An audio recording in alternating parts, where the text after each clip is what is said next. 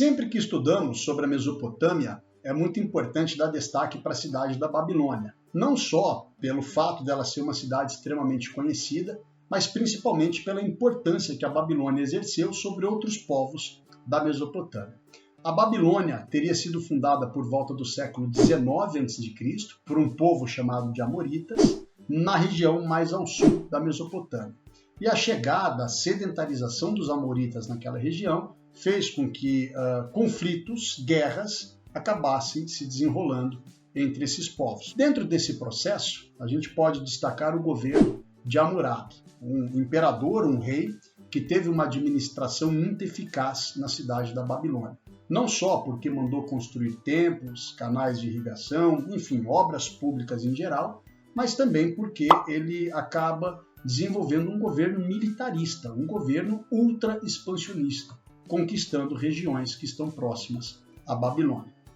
Além disso, o Hammurabi ficou mais conhecido na história pelo seu código de leis, um sistema jurídico que tentava estabelecer a justiça dentro da sociedade babilônica. Esse seria, o Código de Hammurabi, como ficou conhecido, seria o primeiro sistema de leis escrita que o ser humano tem notícias. Isso é muito importante para que a gente possa entender, ao longo do tempo, como que o Estado se relaciona com a sua sociedade. O Código de Hammurabi era regido por um princípio conhecido como a Lei de Talião, ou seja, todo crime cometido seria punido com o mesmo rigor do delito.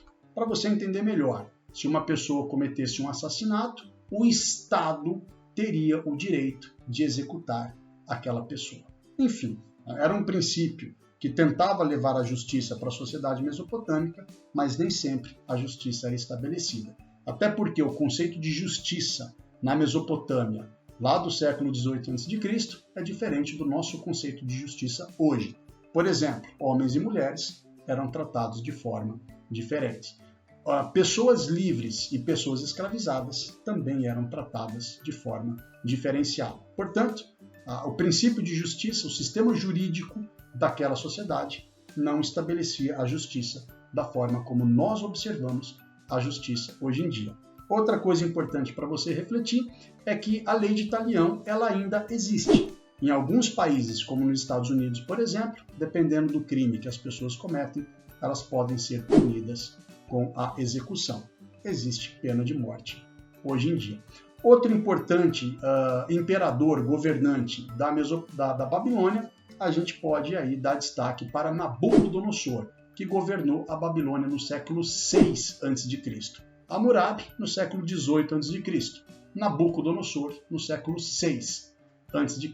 Nabucodonosor é importante não só também pelas obras públicas que mandou construir, como é o caso, por exemplo, da Torre de Babel, um zigurate, que ficou extremamente conhecida pelas passagens da Bíblia, e também pela construção dos jardins suspensos da Babilônia, que seria ali os enfeites, o ornamento do palácio do próprio Nabucodonosor.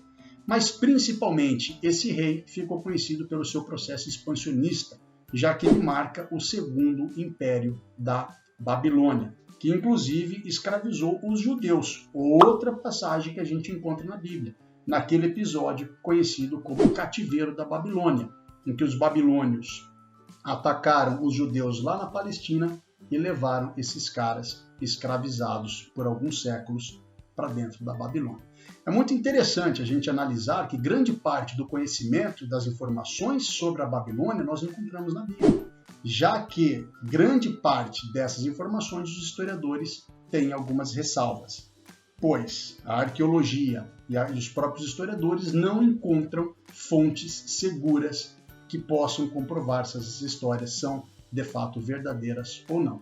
De qualquer forma, a Babilônia e a Mesopotâmia são civilizações extremamente importantes para que a gente possa entender o desenvolvimento e o desenrolar de toda a história humana ao longo do tempo.